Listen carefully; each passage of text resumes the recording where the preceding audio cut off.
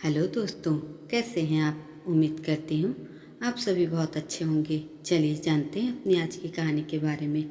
शीतल जी अपनी बहू राधिका के साथ पड़ोस में चल रहे संध्या संगीत में गईं तो वहाँ मौजूद महिलाएं उनकी बहू राधिका से गाना गाने की फरमाइश करने लगीं।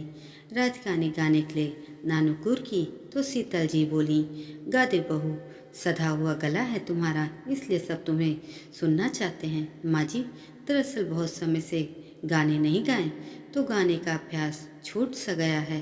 राधिका की इस बात को बहाना मानकर वहाँ उपस्थित बुजुर्ग महिलाएं बोली, अब ज़्यादा नखरे ना करो बहुरिया, पनवारी कभी पान बनाना भूलता है भला। सबके कहने पर राधिका ने गला साफ करते हुए गाना गा तो दिया, लेकिन शीतल जी ने अपनी बहू के इस तरह गाने से संतुष्ट नहीं हुई। आज वाकई में राधिका के स्वर डगमगा गए थे। उनकी वह सधी हुई आवाज़ जैसे कहीं खो गई थी। शीतल जी उदास मन से वहाँ से आ गई।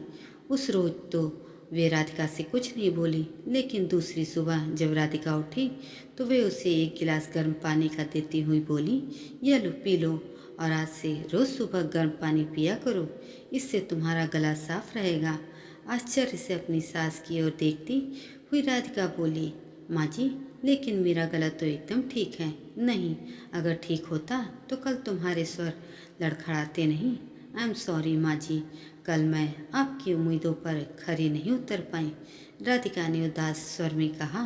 तो शीतल जी मुस्कुराती हुई बोली, मेरी उम्मीदों को छोड़ो और अपने बारे में सोचो। मुझे अपनी बहू की दूसरों से तारीफ सुनने का कोई शौक़ नहीं है, लेकिन तुम्हारा गाना गाने का शौक़ जिस तरह से खो गया है वह मुझे खलता है। यह कहते हुए शीतल जी ने राधिका के कंधों पर हाथ रखा तो राधिका उदास होकर बोली, माँ जी हम महिलाओं के शौक़ का क्या है, एक उम्र के बाद तो उन्हें छोड़ना ही पड़ता है। नहीं बहू, पहले की महिलाओं के छूटते होंगे शौक़, लेकिन अब की महिलाओं के शौक़ नहीं छूटने चाहिए।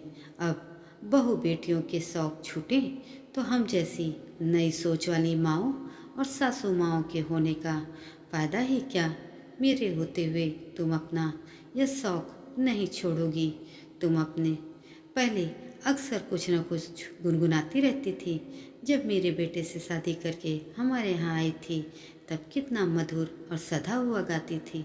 पहले तो तुम अभ्यास भी किया करती थी, लेकिन अब घर परिवार की सारी जिम्मेदारियों के बीच तुम सब भूल गई हो। माँ जी अब यह सब भी तो ज़रूरी है ना।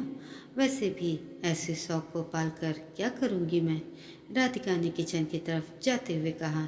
तब शीतल जी राधिका को रोकते हुए बोली, तुझे पता है मैं भी बहुत अच्छा नृत्य करती थी, लेकिन एक उम्र के बाद और अभ्यास के बिना सब खो गया। आज जब भी किसी को नाचते हुए देखती हूँ तो बहुत अफसोस होता है कि मेरी कला क्यों खो गई। शौक़ व्यक्ति की आत्मा होते हैं, उन्हें जीवंत रखना अपनी आत्मा को जीवित रखने जैसा है। राधिका तुम मुझसे वादा करो कि मेरी तरह अपनी आत्मा को कभी नहीं मारोगी। शीतल जी की बात सुनकर राधिका मुस्कुराती हुई उनके गले लग गई। दोस्तों ये कहानी आपको कैसी लगी कमेंट करके ज़रूर बताइएगा, और ऐसी अन्य कहानियों के लिए मेरे चैनल को भी सब्सक्राइब जरूर करिएगा। धन्यवाद।